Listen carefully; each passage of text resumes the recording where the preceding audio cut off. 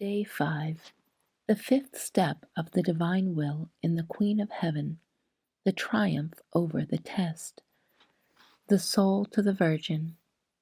Celestial Sovereign, I see you stretching out your arms to take me onto your maternal knees, and I run, I fly, to enjoy the chaste embraces and the celestial smiles of my celestial Mamma. Holy Mamma, your appearance today is triumphant, and with an air of triumph, you want to narrate to me your triumph over the test.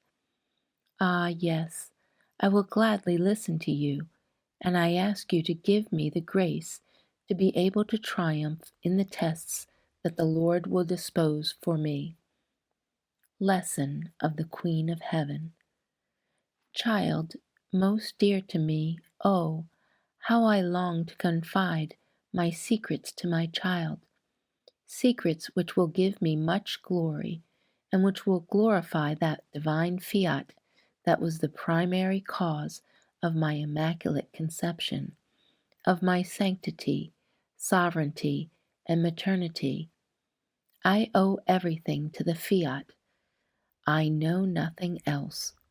All of my sublime qualities, for which the Holy Church so much honors me, are nothing other than the effects of that divine will which dominated me, reigned and lived in me. This is why I yearn so much that which produced in me so many qualities and admirable effects as to astonish heaven and earth be known. Now listen to me, dear child. As soon as the Supreme Being asked for my human will, I understood the great evil that the human will can do in the creature, and how it puts everything in danger, even the most beautiful works of her Creator. The creature with her human will is all vacillations. She is weak, inconstant, disordered, and this because God, in creating her, had created her as though by nature united with his divine will, in such a way that it was to be the strength, the prime motion, the support, the food, and the life of the human will. Therefore, by not giving life to the divine will in our own, we reject the goods we received from God in the creation, and the rights we received by nature in the act in which we were created. Oh, how well I understood the grave offense that is given to God, and the evils that pour upon the creature. I had such great horror and fear of doing my will, and I feared with reason, because Adam too was created innocent by God, yet by doing his own will, into how many evils did he not plunge himself and all the generations? Therefore I, your mamma, taken by terror and even more by love for my Creator, swore never to do my will, and to be more sure and to better attest my sacrifice to the one who had given me so many seas of graces and privileges. I took my human will and bound it to the foot of the divine throne, in continuous homage of love and sacrifice, promising never to use my will, not even for one instant of my life, but always that of God.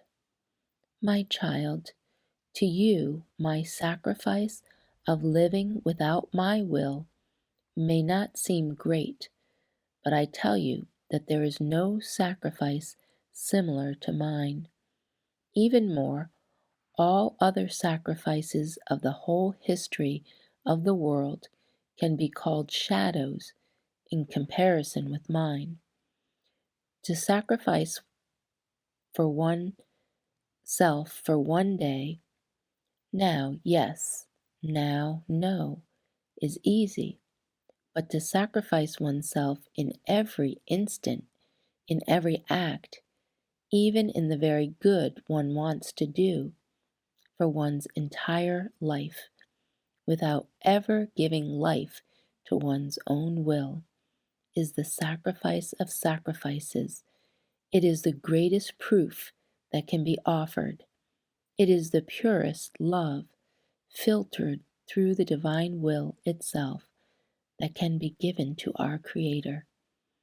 This sacrifice is so great that God cannot ask anything more of the creature, nor can she find how to sacrifice more for her Creator.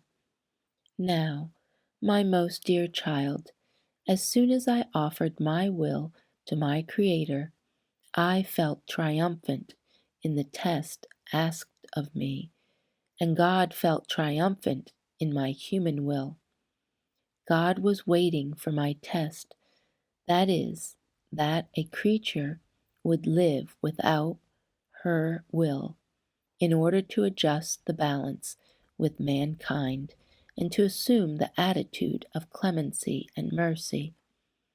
Therefore, I will wait for you again to narrate the story of what the divine will did after the triumph over the test. And now, a little word to you, my child. If you knew how I yearn to see you living without your will, you know that I am your mother, and a mama wants to see her child happy. But how can you be happy if you do not decide to live without your will, as your mama lived? If you do so, I will give you everything. I will place myself at your disposal and be all for my child, provided that receive I receive the good, the contentment, the happiness of having a child who lives all from the divine will. The soul, triumphant sovereign, into your hands of mother do I place my will, so that you yourself, as my mamma, may purify it and embellish it and bind it together with your own to the foot of the divine throne, that I may live not with my will, but always with that of God. Little sacrifice. Today, to honor me, in every act you do, you will give your will into my maternal hands, asking me to let the divine will flow in place of your own. Prayer. Triumphant Queen, steal my will from me and give me the divine will in return.